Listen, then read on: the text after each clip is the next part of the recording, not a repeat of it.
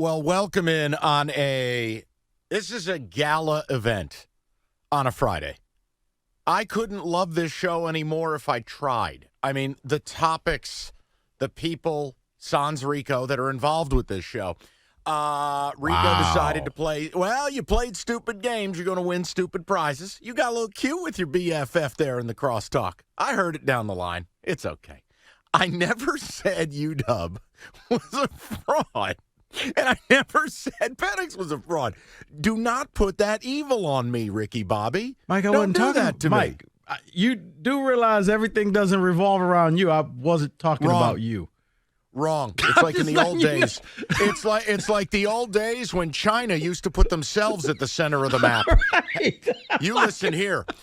Now, in all seriousness, I do want to I thought you'd enjoy that. I do want to start with something. And Rico, for a moment, if you will allow me to say some nice things about you to David, it's how this show will begin in its best form. Are you comfortable with that? Sure. No slander. Okay. David, if we could, are you with me? Yes. Okay. Do you consider Rico a smart man? Yes, I do. Right? Yes. Okay. Do we consider Rico a tough man? This is a man from Southwest Detroit, a tough man. A man who at one point said, I will make a call and have very bad people buy your debt, Rieger, close quote. You know what that means. Oh, yes. Rico, tough man, right? Yes. Okay. Do you think Rico is a man of integrity? You think Rico is like a high-functioning human being here, and he's got a sense of what's right in the world, right? Of course, yeah. No, I didn't say a shill. I said a man of integrity. Now, if I may, this is important. Then, David, you have to answer a critical question. And it is one of the great mysteries, and I'm sure you've got something from the Bible that would be akin to this. So if all of the things I said to you are true, why is Rico acting like such a weenie when it comes to this Lions-Vikings game? Let's do this. Rico, I heard that in crosstalk, and I was in disbelief at what you were selling people. Really? Because I couldn't be further. I swear to you. I know, and I don't want to have a nasty Friday, but you really don't want them to play anybody?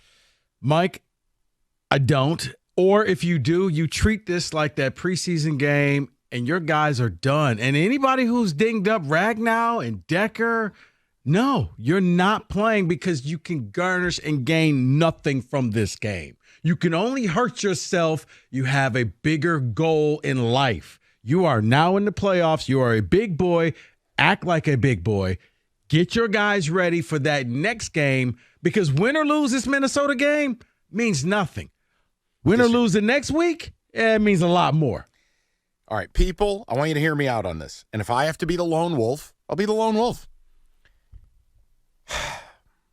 Rico, we have heard about a word in this town for so long. And although they've shown a lot of it, the way you cement what they've built is the next 2 weeks, not the next one, not either or. It's the next two. It's culture.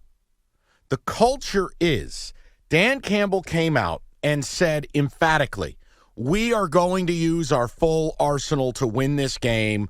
High octane. They're angry. They feel aggrieved. And I don't believe, this is my opinion, and I can't prove this, Rico. It's just how I feel. I don't think they've earned the right to rest people.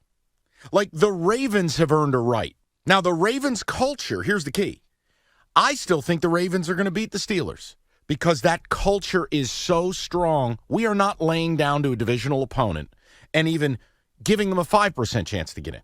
John Harbaugh has built that thing in a way that I think the Lions are building. So I know it sounds crazy because I'm the guy telling you if I'm the Niners, who, by the way, have earned the right to rest people, right? The Niners, all jokes aside, a consistent winning program, a team that continually threatens the Super Bowl is a factor. They've built it. The Lions haven't earned that right.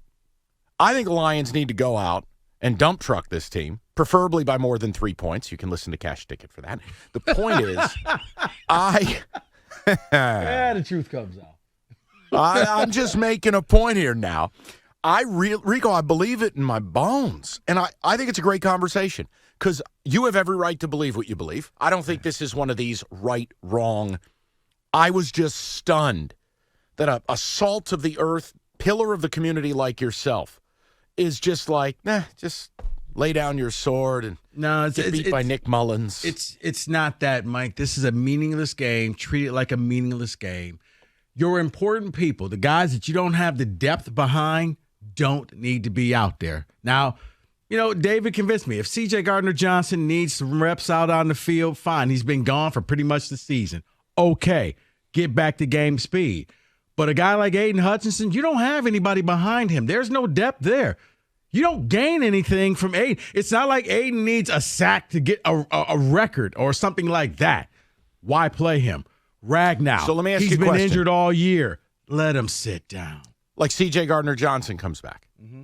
Aleem McNeil comes back. Well, we're advocating play these guys. They need reps, right? I've always believed when you sit a good amount of people, you go a long way in killing a lot of your momentum. I actually would play these guys straight up. Like, look, let's throw this to the people. Let's do this. We'll throw it to the people because I don't want this to be Golden Girls and, it's you and I after each other. There's no win there. This is really about the fans and what they want, which, by the way, probably was the Lions not raising a banner without the fans being there. More on that later. 248-539-9797. Also, and this is a topic Rico and I will hold hands on, we will ride a tandem bike together. The idea that Troy Weaver went on an effing podcast but won't speak to the media locally, don't even know if the dude's alive. And the things he said on the Woj pod today, well, you're just not going to want to miss it. That's all I can tell you. Chair to the medulla oblongata. It was unbelievable. I was becoming angrier as I was walking listening to it. I was just becoming enraged. If I have to hear the word flexibility one more time, I'm going to lose my effing mind. But we'll get to that later. 248-539-9797. I want to hear from the people on this. And David, tell me. Now, your team has earned the right because they're consistent winners, because they are consistently a team that they have a culture. They've established it. What's your approach? I don't think the Lions should rest anybody. I think they should blast the Vikings, get the vibes going, and go into the playoffs. Yeah, I think they should rest the players. You're coming into your first home playoff game for the first time in 30 years. You want everyone healthy. You want everyone ready. So you rest your players. St. Brown, Gibbs, Montgomery, Goff. You rest them all. Hutchinson. Rest them all. Only you play McNeil and CJGJ because they need reps to get you ready for the playoffs. But I'm resting everyone. Right. I may even play Amon-Ra St. Brown just for him to burn off some of that aggression from not making the Pro Bowl because he was pretty heated over that. What about a half? Can I get a half out of you guys? And Mike, and that's what I said. I am willing to compromise and go a preseason game, and by halftime, I'm collecting helmets, and we're done. Don't care, done. But Goff, you may get a quarter or less because if you go down, this team has no shot. 248-539-9797. I want to know what you, the fans, want. Which of these opinions do you subscribe to? They're ways of doing business. I think you're on your way to building a culture. But I don't think you've earned the right to just sit everyone. And I have a very anti-rest team thing before the playoffs. Now, that doesn't mean I don't pull guys for the fourth quarter. Or as Rico's talking about, maybe if you're up, hey, if you've done your job, you're up 21-3 at the half, you want to pull some people? Noted. But there is no way in hell I'm not playing all these guys or I'm sitting Jared Goff the whole day. I think you have to continue building. And part of the way you do that, get this team, rally them back after the Dallas game. And while Rico's right, it doesn't make up for the Dallas game. Nothing will. You got boned. Yeah, I do think it's important. But see, I think Mike, it's important to come back and win this game and end Minnesota's season officially. But yes. in order to build up to get to that way where you earn the respect, where you earn the right to sit players, you have to be smart, and you can't do anything dumb now that will jeopardize your playoff season. That's the biggest thing. This Minnesota game, nothing. Minnesota is already cooked. They have an infinitesimal chance of making the playoffs. They know that. They knew that when they said Nick Mullins is now going to be our quarterback. They threw in the white towel. What you do not want is try-hard guy to come out there and ruin your postseason, because try-hard guy on Minnesota is trying to show the team, I want to be on this team next year. You don't need All right, that. let's see what the people subscribe to. And again, hey, there are two types of fans, and I think they need to continue rolling along. I think you play the guys. There's inherent risk in everything you do. And you know what? Rico's right. If Jared Goff gets hurt, I'll have to wear it. But that's truly what I believe. That Dallas game and the way that ended, I think it's important for this team to get right back out on that field and be sharp, drop a bomb on this team. You want to pull guys early, that's fine. But I'm playing. And what Dan Campbell said, now listen, coaches lie all the time. But what Dan Campbell said, that doesn't give me any indication he believes in what Rico does. Now, I'm just straight up, we're using the whole arsenal to go win this game. He was pissed. Pissed. And I feel like if that's the culture he wants to build it. I mean, Rico, I'll wear it. All right. If Goff gets Nick Chubbed, I'll wear it. Okay, and you can blame me. Right. You know what the irony is this is Dan Gamble going out there playing your people right now, and you don't have to. That's what this is. Oh, I like that. Yeah. Okay. Now, so Dan Campbell should sit the players. Mm-hmm. Dan Gamble's going to play them. Yep. I like it. I'm in. 248-539-9797. Which of these do you subscribe to? You Team Rico? Rest everybody. This game means nothing. If some way Minnesota gets in the playoffs and you could have ended that, you don't care. Or are you on my side of things? You're not the Niners. You're not the Ravens.